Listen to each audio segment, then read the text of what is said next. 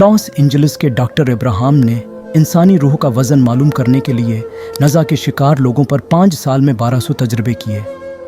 इस सिलसिले में इसने शीशे के बाकस का एक इंतहाई हसास तराजू बनाया।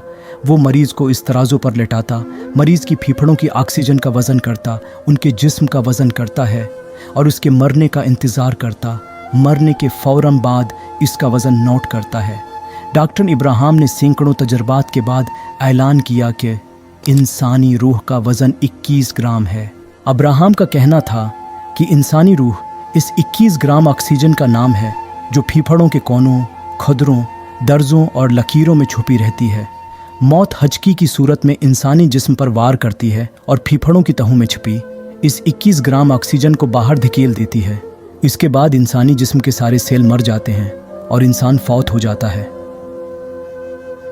हमने कभी सोचा है कि ये 21 ग्राम कितने होते हैं? 21 ग्राम लोहे के 14 छोटे से दाने होते हैं।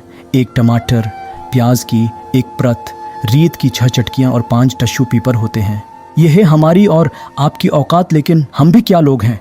हम 21 ग्राम के इंसान खुद को खरबों टन वजनी कायनात का खुदा समझते हैं। यहाँ सवाल ये पैदा होता है कि अगर रूह का वज़न 21 ग्राम है तो उन 21 ग्रामों में हमारी ख्वाहिशों का वज़न कितना है? इसमें हमारी नफ़रतें, लालच, हेराफेरी, चालाकी, साजिशें, हमारी गर्दन की अकड़, हमारे लहजे के गुरूर का वज़न कितना है? अफसोस।